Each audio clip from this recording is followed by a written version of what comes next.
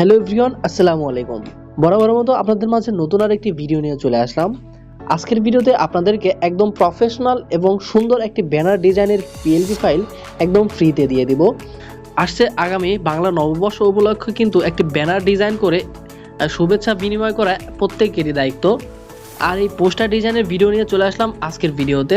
আজকের এই ভিডিওটি যদি আপনি সম্পূর্ণ দেখেন তাহলে কিন্তু খুব সহজেই এই ডিজাইনটির সম্পূর্ণ পিএলপি ফাইল আপনারা আমাদের ভিডিও ডেসক্রিপশনে দেওয়া লিঙ্ক থেকে ডাউনলোড করে নিতে পারবেন এবং সেটি ইনপুট করে নিজের ছবি, নিজের নাম, নিজের ডিটেলস ব্যবহার করে কিন্তু নিজের মতো করে একটি ব্যানার, একই টাইপের একটি ব্যানার কাস্টমাইজ করে দেন নিজের কাজে, বিভিন্ন কাজে শেয়ার করতে পারবেন বা পোস্ট করতে পারবেন।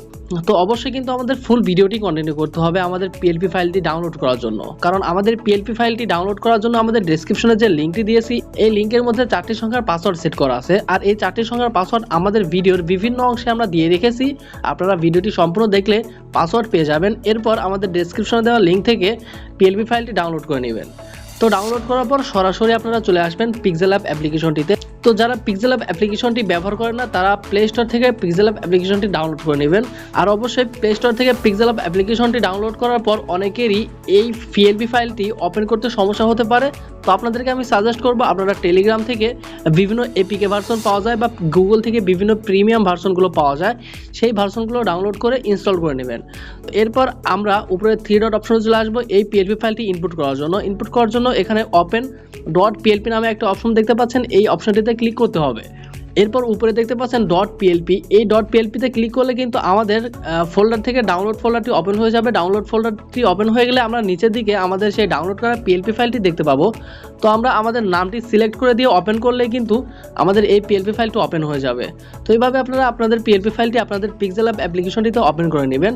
আর ওপেন করলে কিন্তু আমরা এভাবে আমাদের সম্পূর্ণ ডিজাইনটি আমাদের ফুল স্ক্রিনে দেখতে পাবো। এখান থেকে আমরা জুম করলেও কিন্তু বিভিন্নভাবে সমস্ত কিছু জুম করে দেখতে পাবো। তো আমাদেরকে প্রধান কাজ হচ্ছে আমাদের নিজেদের ছবি পরিবর্তন করতে হবে এখান থেকে। তো আমাদের ছবি পরিবর্তন করার জন্য অবশ্যই আমার ছবির উপর ক্লিক করে দিবেন। আর আমার ছবির উপর ক্লিক করে দিলে কিন্তু এই ছবিটি বিভিন্ন জায়গায় রোটেট করা যেতে পারে।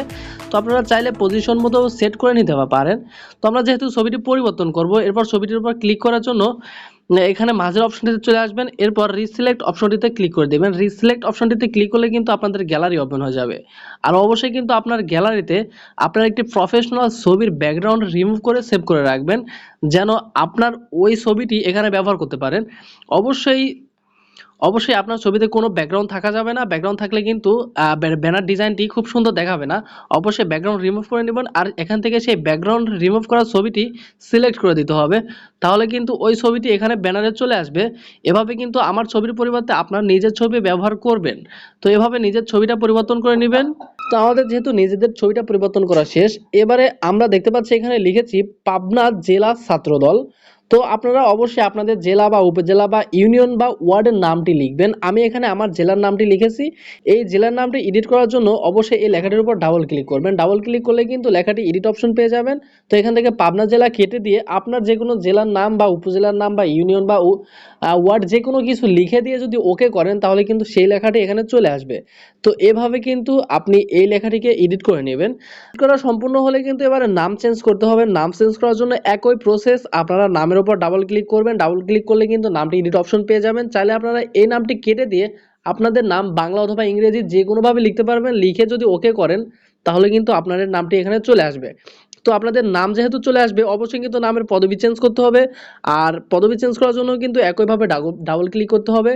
ডাবল ক্লিক করার পরে এখান থেকে আমি দিয়েছি সাংগঠনিক সম্পাদক। তো এখান থেকে যদি উপরে এই সাংগঠনিক সম্পাদকটা কেটে দিয়ে আপনার পদবিটা লিখে দিয়ে ওকে করেন তাহলে কিন্তু আপনার পদবিটা এখানে চলে আসবে।